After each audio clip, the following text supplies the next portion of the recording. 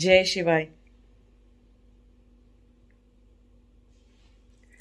आज हम बात करेंगे कि वैराग्य की कितनी अवस्थाएं होती हैं, कितने लेवल्स होते हैं, ऐसे समझ लेना चाहिए, या कितना गहरा और किस तरह का वैराग्य जो है होना चाहिए। तो उसके होने से वो अवस्था, वैराग्य इंसान को, व्यक्ति को कहाँ तक पहुंचा सकता है, अपने आध्यात्म के मार्ग पे कोई कहाँ तक पहुंच सकता है, कितने लेवल का वैराग्य अंदर लेकर, है ना। तो ये जानना इसलिए भी जरूरी है कि टेक्निकली पता होना चाहिए कि कितने लेवल का वैराग्य आपके अंदर है। अपने अंदर झांक के देखने के लिए ये एक सबसे जरूरी बात है, सबसे जरूरी चीज है। क्योंकि अध्यात्म के रास्ते पर कितना चल पाते हैं, कितना गहराई से चल पाते हैं, या हम ऐसे बोलते हैं ना, कितनी इंटेंसिटी तक चल पाते हैं, है ना। वो वाली बात इस बात पे डिपेंड करती है कि वैराग्य कितना है। तो हम पहले लेवल की बात करेंगे, जो कि बहुत इनिशियल लेवल होता है ना, बहुत प्रारंभिक सी चीज है। वो होता है, उसको हम कहते हैं विमुखी। वो वैराग का पहली सीढ़ी है वैराग की। उसमें क्या है कि व्यक्ति जो है वो संसार से विमुख होने लग जाता है। उसको कहीं ना कहीं इतना ज्ञान हो जाता है कि ये पैसे के पीछे भागते रहने से कुछ नहीं होगा, रिश्तों के पीछे भागते रहने से कुछ नहीं होगा, और ऐसे संसार में हर टाइम खेलते कूदते रहने से और इतना ज्यादा मटीरियल लाइफ लिव करने से, है ना, संसारी जीवन जीने से कुछ कुछ होगा नहीं, कुछ मिलेगा नहीं। कुछ मिलेगा से उसका मतलब क्या है कि उसके मन में ना शांति नहीं आएगी, उसको सुख नहीं मिलेगा, उसके मन में शांति नहीं आएगी। ये सब कुछ करने से उसने काफी करके देख लिया, सब कुछ करके देख लिया, अब उसके मन में ये सब चीजों से उसकी मन की अवस्था बदलती नहीं है ना। कुछ मिल जाता है तो भी, नहीं मिल जाता है तो भी। तो ऐसा व्यक्ति क्या करने लग जाता है, थोड़ी सी पूजा करने लग जाता है ना। अकेले बैठकर थोड़ा सा चिंतन मनन करने लग जाता है। उसका ध्यान भक्ति में, भजन में, सत्संग में लगने लग जाता है कि मैं बजाय इसके कि किसी की बैठ के बुराई करूं या कुछ और पाने का कोई और नया मटेरियल प्लान बनाऊं, उसकी जगह मैं सत्संग करने चला जाता हूँ या चली जाती हूँ, या मैं उसकी जगह भक्ति कर लूँ, या फिर उसकी जगह जो है मैं जो है मतलब भगवान में ध्यान लगा लूँ, या अपनी कोई उपासना कर लूँ, कोई किसी तरह का कोई व्रत कर लूँ, किसी तरह की कोई चीज कर लूँ। तो वो संसार से विमुख हो चुका है। ये वैराग की पहली सीढ़ी है। ऐसे व्यक्ति के अंदर राग, द्वेष, अभिनिवेश तीनों हैं तो सही, बट वो इतना सीख चुका है वो व्यक्ति कि उसको इतना पता चल गया है कि राग के पीछे दौड़ने से, द्वेष के पीछे दौड़ने से, ये अभिनिवेश जो है उतना उसके अंदर बचा नहीं है, और उसके पीछे दौड़ने से कुछ होगा नहीं, उसके मन में शांति नहीं आएगी, उसके दिल अंदर का दुख दूर नहीं होगा, उसके अंदर जितने दुख हैं वो दूर नहीं होंगे, उसके अंदर का खालीपन खत्म नहीं होगा, उसके अंदर जो एक खालीपन फील होता है बहुत सारे लोगों को, वो भी खत्म नहीं होगा। तो वो अब ऐसी चीजों की तरफ मुड़ जाता है जो कि संसार से विमुख है, तो संसार की तरफ से आंख फेर लेता है, ऐसे समझ लेना चाहिए, है ना। ऐसा व्यक्ति अपने रोज के काम करता है, सब कुछ करता है, लेकिन किसी भी चीज में उसे वो ये ज्ञान से करता है सारी चीजों को कि ठीक है, मेरा कर्म है, मैं अपनी ड्यूटी निभा रहा हूं, मैं अपना कर्म कर रहा हूं या कर रही हूं, लेकिन इसको करने से मेरे मन में शांति आ जाएगी, या मुझे कोई परम सुख की प्राप्ति हो जाएगी, या मुझे कोई मेरे अंदर के दुख दूर हो जाएंगे, ऐसा कुछ होने वाला नहीं है ना। तो एक तरह से कहना चाहिए कि उसकी एक्सपेक्टेशंस खत्म हो जाती है ना। उसके अंदर कोई एक्सपेक्टेशन भी खत्म हो जाती है और ऑब्लिगेशन भी खत्म हो जाते हैं। वो कोई भी चीज किसी और के लिए कुछ नहीं कर रहा होता, अपने उसको पता चल जाता है कि मैं अपने लिए कर रहा हूं, जो भी कर रहा हूं, इतनी समझ उसकी बन जाती है। और शुरू शुरू में कोई एक रात में कल सुबह उठेगा और फिर उसकी वो विमुखी हो जाएगा, ऐसा नहीं होता। वो धीरे धीरे आने वाली स्टेज है ये।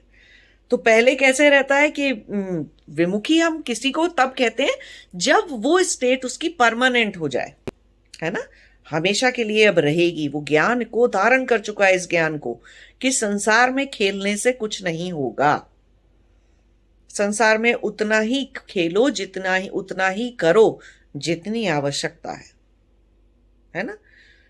सेंसरी प्लेजर के पीछे, मटेरियल प्लेजर के पीछे भागो मत। तो विमुखी में कैसे रहता है, इनिशियली कैसे रहता है, लोग कभी विमुखी हो जाते हैं, कभी फिर संसार में खेलने लग जाते हैं, फिर कुछ टाइम के लिए विमुखी हो जाते हैं, फिर खेलने लग जाते हैं, फिर कुछ बातों के लिए विमुखी हो जाते हैं, कुछ चीज़ों के लिए, कुछ कामों के लिए, कुछ अलग तरह के प्लेजर और मटेरियल वेल्थ और ऐसे मटेरियल गोल्स के लिए, कुछ चीज़ों के लिए नहीं होते। तो कुछ ऐसे एक आध जन्म निकल जाता है ऐसे विमुखी होने में, सीरियसली विमुखी होने में। तो हम यहाँ बात उनकी कर रहे हैं जो पूरी तरह से विमुखी हो गए। ये ज्ञान वो धारण कर चुके कि संसार में उतना ही खेलो, उतना ही करो जितनी जरूरत है, भागो मत संसार की तरफ। तो ऐसे लोग विमुखी हो जाते हैं, भगवान में, भजन में, पूजन में, आस्था में, सत्संग में, ऐसी चीजों में समय व्यतीत करने लग जाते हैं। तो उनका वो जन्म ऐसे निकल जाता है, एक आध जन्म विमुखी होते होते निकल जाता है। अब दूसरी स्टेज आती है। दूसरी स्टेज में हम कह रहे हैं कि व्यक्ति पूरी तरह से अंतर्मुखी हो चुका है। ये वैराग की दूसरी स्टेज है, अंतर्मुखी हो चुका। अंतर्मुखी होने का मतलब है टर्निंग इनवर्ड।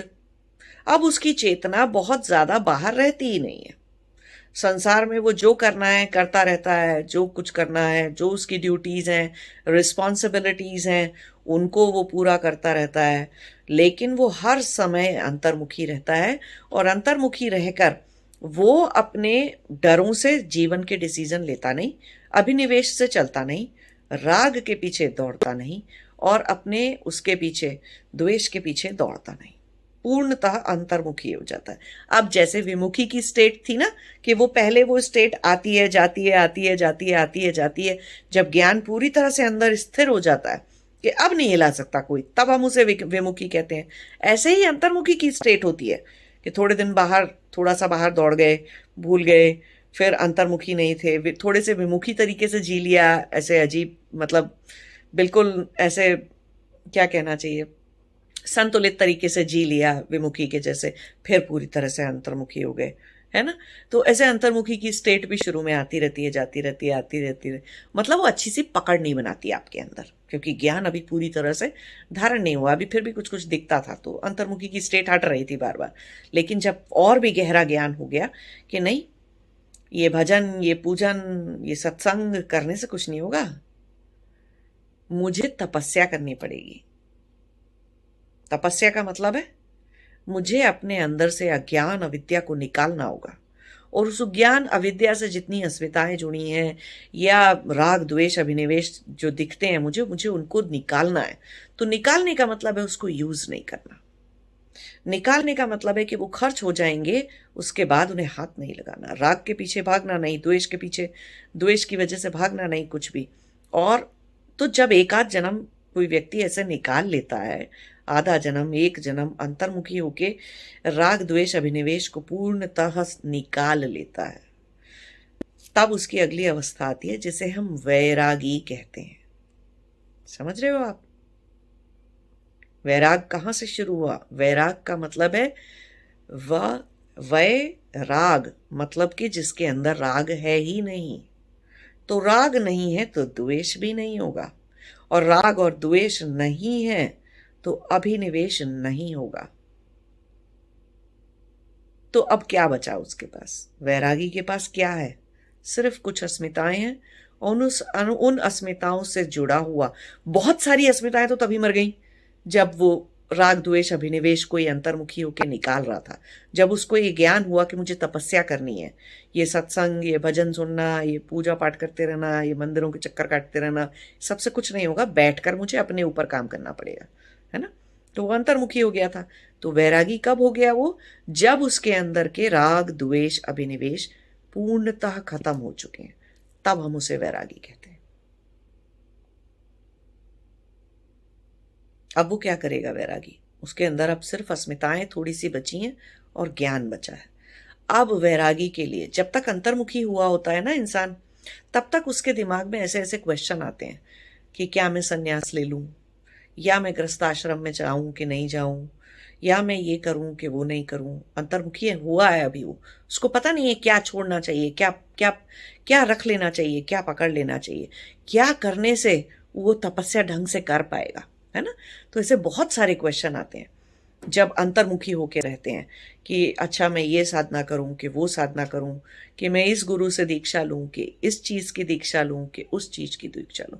तो जो अभी नए नए अंतर्मुखी हुए हैं, पूर्णतः वैरागी नहीं हुए हैं, कि उनको ये सब क्वेश्चन आते हैं। जो वैरागी हो गए, इसका मतलब राग तो है ही नहीं अंदर, द्वेष भी नहीं है, अभिनिवेश भी नहीं है। तो अब बात आती है, अब उनको अंदर से बहुत सारी चीजें अपने आप से पता रहती हैं, क्योंकि बहुत कम अस्मिताएं बची हैं और बहुत कम उनके पास वो बचा है, अविद्या ज्ञान बचा है। तो अब उनके लिए ये बात मैटर ही नहीं करती कि वो संसार में रहते हैं या सन्यास में। उनके लिए ये मैटर ही नहीं करता कि अब उनका शरीर कहाँ है। क्यों? कहीं भी शरीर रहे, राग तो है नहीं, तो किसी से बनेगा नहीं, उलझेंगे नहीं, बंधन नहीं बना सकते अब ऐसे लोग। राग जनित बंधन, द्वेष जनित बंधन और अभिनिवेश जैसे गंदे खतरनाक बंधन नहीं बना सकते ऐसे लोग। वैरागी नहीं बना सकता, तो उसे संसार में पटक दो या हिमालय की चोटी पे पटक दो, कहीं भी रखाओ उसको, कहीं भी रहने को बोल दो उसको, वो कहीं भी रह सकता है। उसके अब सामने ये क्वेश्चन नहीं है, उसको तो पता है कि मेरे अंदर अब थोड़ी सी जो अस्मिताएं बची हैं, बस मैं उनका विनाश करूंगा अपने अंदर, या करूंगी, या मैं ये अविद्या ज्ञान बचा है मेरे अंदर और मुझे अपनी तपस्या से, अपनी साधना से इसको निकाल लेना है। ठीक है, इस बात का उन्हें ज्ञान होता है, तो उनका ध्यान ही उस चीज पर रहता है। वो अंतर्मुखी है और बहुत हाई लेवल के अंतर्मुखी लोग हैं, है ना, वो वैरागी लोग हैं।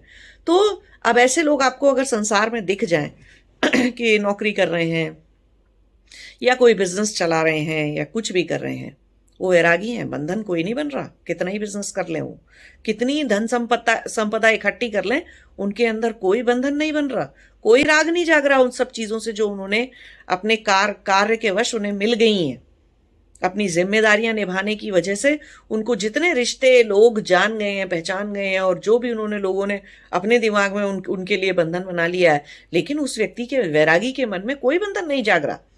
कल आग लगा दो पूरे संसार में और उनकी सारी धन संपदा में, और उन्होंने जो कुछ भी प्राप्त किया वो कल ही खत्म हो जाए, जितने रिश्ते बनाए थे सारे खत्म हो जाए, सब कुछ चला जाए इस धरती पे से, पूरा संसार का विनाश हो जाए, अकेले रह जाए वो, फिर भी वो वैरागी हैं, आंसू नहीं बहाएंगे, उन्हें दुख नहीं जागेगा इस बात का। क्यों? कि उनके लिए तो वो तो बड़े ही वैरागी के तरीके से जीवन जी रहे थे। तो चाहे भले ही उन्हें कोई पद मिल गया हो, नौकरी कर करके कोई कोई ऑफिस में कोई बहुत अच्छा प्रमोशन मिल गया हो, डेजिग्नेशन मिल गया हो, कोई बहुत अच्छा अवार्ड मिल गया हो, कोई रिकॉग्निशन मिल गया हो, वो संसार से कुछ आशा नहीं रख रहे, उनकी कोई आशा नहीं है, संसार से प्राप्ति की कोई अभिलाषा नहीं है किसी भी चीज की। हाँ ठीक है, काम करते हैं, जिंदगी जीते हैं और अच्छे से काम कर लेते हैं, क्योंकि अंदर से वो चेतना इतनी प्रबल हो चुकी है, बुद्धि इतनी प्रखर हो चुकी है कि वो किसी भी क्षेत्र में थोड़ा सा भी काम करेंगे तो बहुत सारा उसका रिजल्ट आएगा। ठीक है ना, बहुत सारे लोग उनको जान जाएंगे, क्योंकि वो अच्छे इंसान हो चुके हैं, ठीक इंसान हो चुके हैं, सीधे सीधे चलते हैं, कोई उनके अंदर मैनिपुलेशन नहीं है, कुछ नहीं है। बहुत सारे लोग भी उनको जान जाएंगे, जो भी उनसे रिश्ता बनाएगा वो समझ में आएगा कि किस तरह का इंसान है, बट अंदर से बंधन नहीं बन रहा उनका कोई भी। कल समाप्त हो जाए सब कुछ, उन्हें कोई फर्क नहीं पड़ता, पूरी तरह से डिटैच्ड है वो। तो वैरागी को इस बात से फर्क नहीं पड़ता कि वो संसार में है, हिमालय पे है, अकेला है, 10 लोगों के बीच में है, तपस्या, वो उसकी तपस्या हर वक्त चल रही है, वो अपने अंदर तपस्या के भाव में ही रहता है।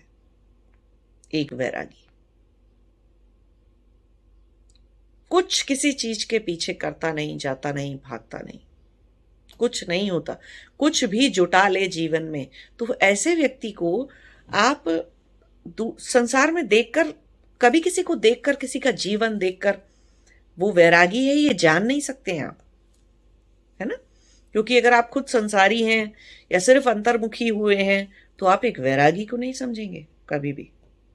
एक वैरागी को सिर्फ दूसरा वैरागी समझ सकता है, या कोई दूसरा उससे ऊपर के लेवल का है तो वो समझ सकता है। तो ये वैराग्य का लेवल है जिसमें तपस्या चल रही है अंदर।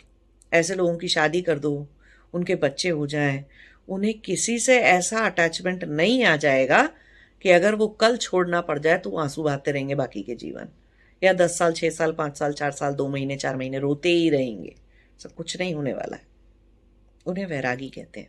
ठीक है, वो वैराग का लेवल है। जो वैरागी हैं, जिनके अंदर राग द्वेष अभिनिवेश नहीं है, उनको ये ज्ञान होता है कि वो वैरागी है।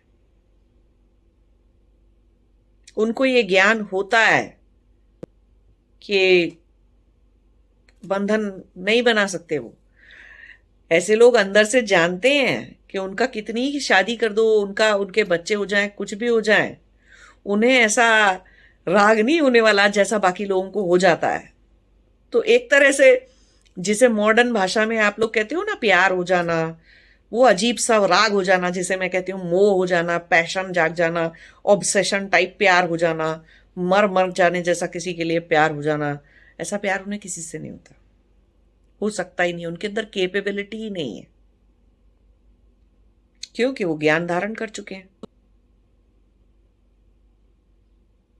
कि उनके अंदर अज्ञान अविद्या है, जो कि उनके दुख का, उनके खालीपन का, उनके मन के दुख दर्द का, टीस का, वो जो एक लॉन्गिंग उठती है, वो जो एक टीस उठती है कि हम अधूरे हैं, वो पहचान चुके हैं उस चीज को।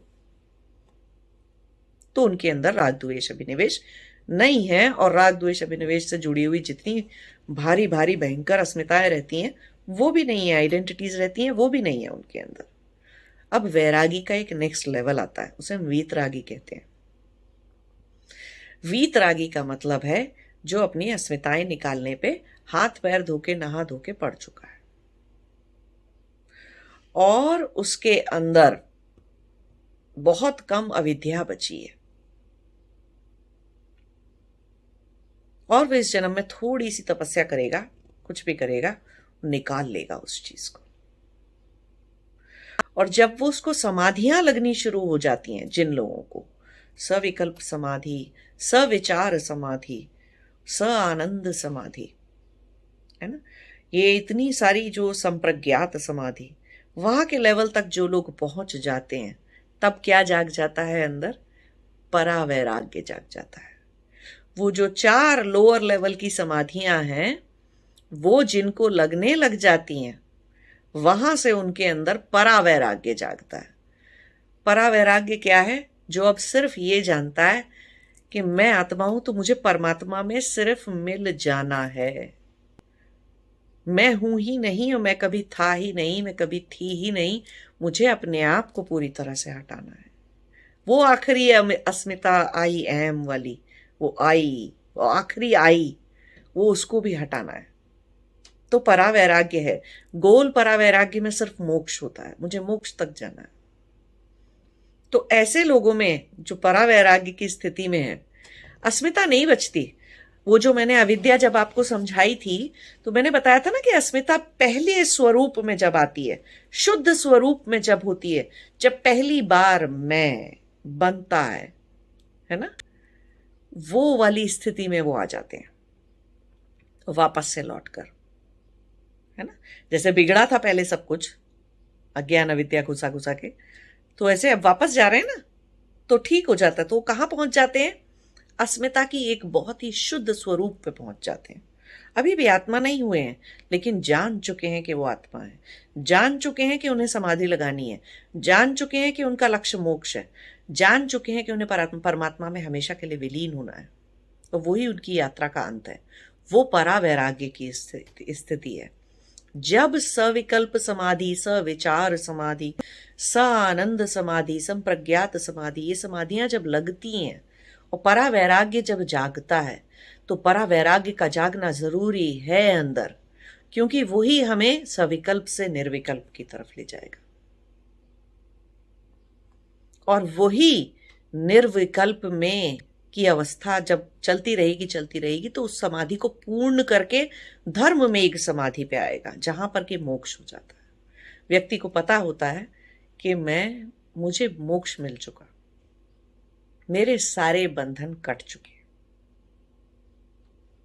मैं फिर कभी जन्म नहीं लूंगा, या जन्म नहीं लूंगी, है ना। तो खत्म हो चुका। वहां तक पहुंचने के लिए आखिरी यात्रा, अंतिम यात्रा निर्विकल्प समाधि की, धर्म में एक समाधि तक करने के लिए परावैराग्य की जरूरत है।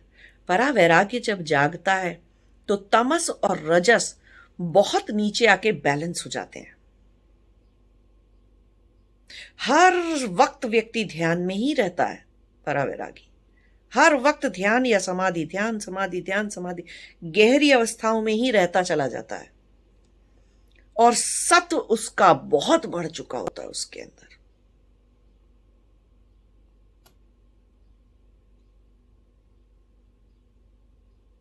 सत्व रजस तमस में, रजस और तमस का बैलेंस होना और सत्व का बहुत हाई हो जाना बहुत जरूरी है, बहुत ही ज्यादा जरूरी है। उसके बिना वो अंतिम समाधि नहीं लगती है।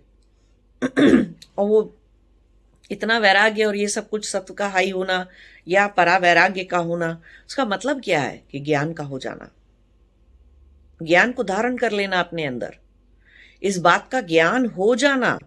वो सविकल्प समाधियां, स आनंद समाधि, सविचार समाधि, संप्रज्ञात समाधि, वो सारी समाधियां होते होते होते होते इस बात का ज्ञान धारण हो जाना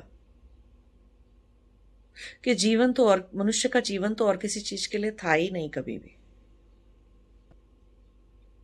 वो अंदर एक आग जैसी जल जाना, बहुत तेज आग जल जाना, भीषण अग्नि का जल जाना अंदर, कि मुझे सिर्फ और सिर्फ मोक्ष प्राप्त करना है, मुझे सिर्फ और सिर्फ परमात्मा से मिलना है, मुझे सिर्फ और सिर्फ सत्य जानना है।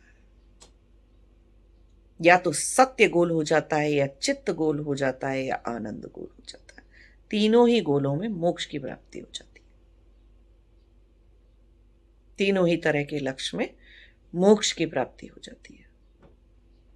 तो उतना ज्ञान हो जाना कि अब कहीं कुछ और है ही नहीं, तो और तेजी से वो जुट जाता है ये देखने में कि आखिरी अंदर मैं खुद में बची ही क्यों, बचा ही क्यों, क्या किसके लिए बचा रखा मैंने अपने आप को, क्या करने के लिए बचा रखा है, पर्पज क्या है उस आखिरी मैं को रख लेने का, क्या और करना था, कौन सी और इच्छाएं बाकी थी।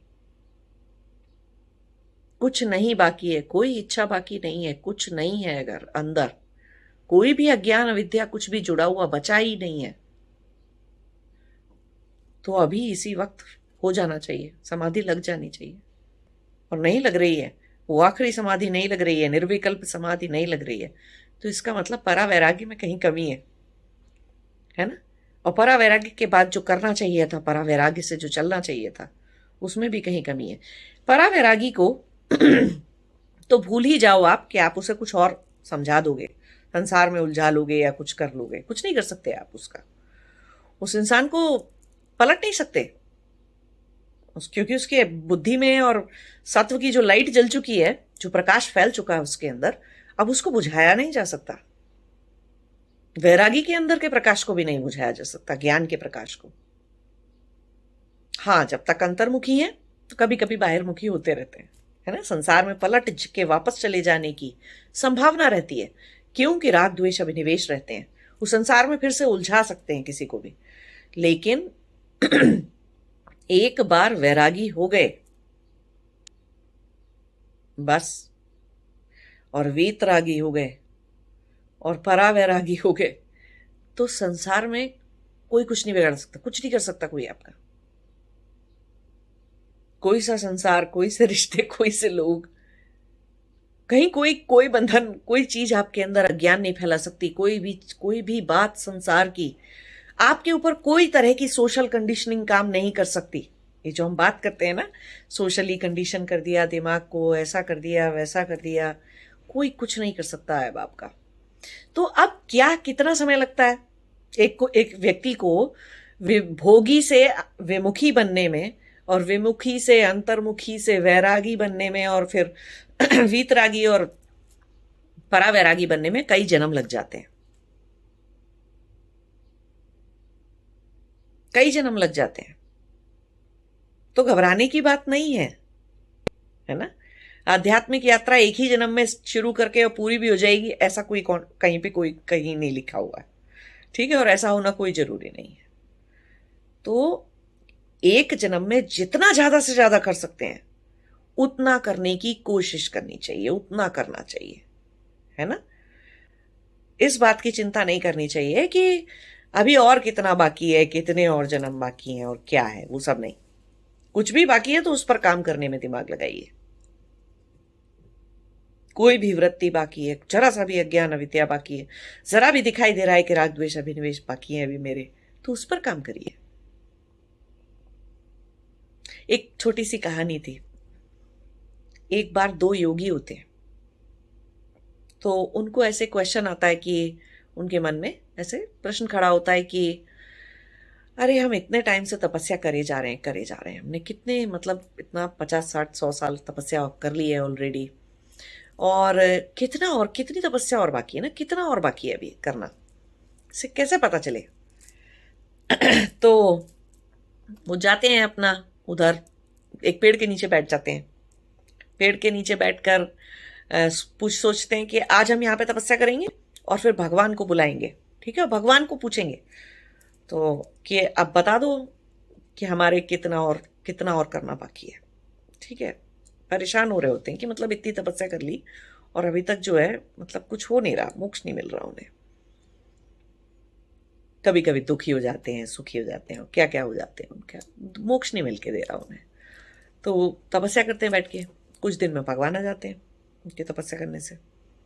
भगवान आते हैं तो उनसे पूछते हैं कितना और बाकी है, तो कितने और मतलब और कितना टाइम लगेगा हमको, कितना समय और लगेगा, ऐसे पूछते हैं भगवान को। तो भगवान कहते हैं बस जितने इस पेड़ पे पत्ते हैं उतने जन्म और लगेंगे। तो उनमें से एक योगी जो होता है वो तो उसके तो मुंह लटक जाता है, बहुत भारी दुख आ जाता है उसको कि मैंने इतनी तपस्या कर ली, पता नहीं कब से इतने जन्मों से तपस्या करे जा रहा हूं मैं, इतनी तपस्या कर ली, अभी इतने पेड़ में इतने सारे पत्ते हैं, इतने अनगिनत पत्ते हैं पेड़ के अंदर, और इतने जन्म और लगेंगे मुझे। सर पीट लेता है वो अपना, बहुत ही दुखी हो जाता है और विलाप करने लग जाता है। और जो दूसरा होता है, दूसरा योगी होता है, वो नाचने लग जाता है। वो इतना खुश हो जाता है ये सोचकर कि पेड़ में पत्ते तो गिनती के हैं, मतलब कोई तो फाइनाइट नंबर है पेड़ के पत्तों का, तो चलो मुझे पता चल गया बस इतने ही जन्म लगेंगे,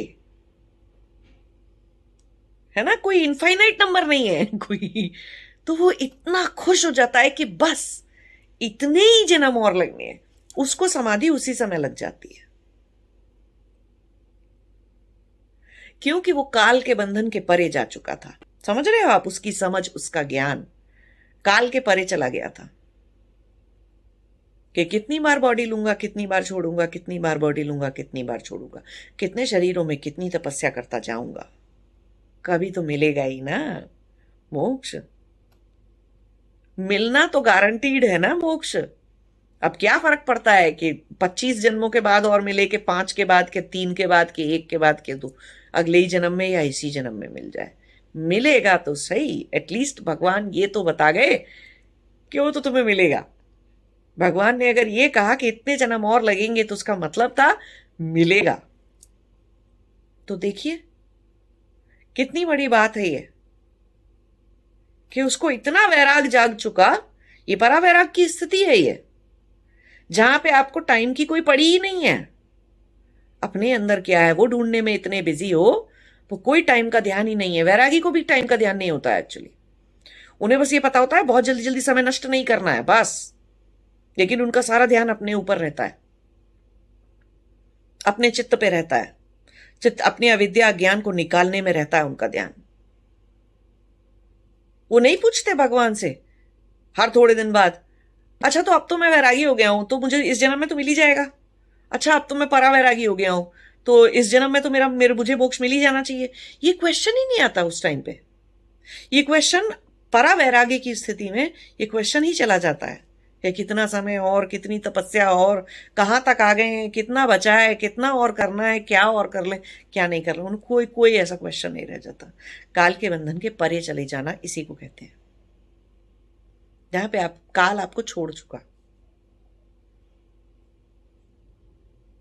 काल से आपका दृष्टिकोण, आपकी दृष्टि काल के परे जा सकती है। अब आपका ज्ञान काल के परे का हो चुका। तो ये वैरागी की एक ऊंची स्थिति है, वीतरागी की स्थिति है ये। अब कोई व्यक्ति वीतरागी की स्थिति में, वैरागी की स्थिति में एक जन्म निकाल सकता है, कई जन्म निकाल सकता है, उसके ऊपर। कोई वीतरागी की स्थिति में कई जन्म निकाल लेता है। परावैराग्य होने के बाद तो जीवन नहीं निकलता है। परावैराग्य होने का मतलब है कि उस जन्म में मोक्ष मिल ही जाएगा, 100% मिल जाएगा, गारंटीड बात है, परावैराग्य होने के बाद, है ना। तो ये है, तो अपने अंदर देखिए, समझिए कहाँ पर हैं, और बिल्कुल चिंता करने की बात नहीं है। ऐसे चलते रहिए, विमुखी हुए हैं तो अंतर्मुखी हो जाएंगे, तो वैरागी हो जाएंगे। चलते रहिए अपनी स्पीड से, अपने तरीके से, समय को नष्ट नहीं करिए। मनुष्य जीवन का, मनुष्य देह धारण करने का पूरा पूरा फायदा उठाइए, है ना। नमस्ते, जय शिवाय।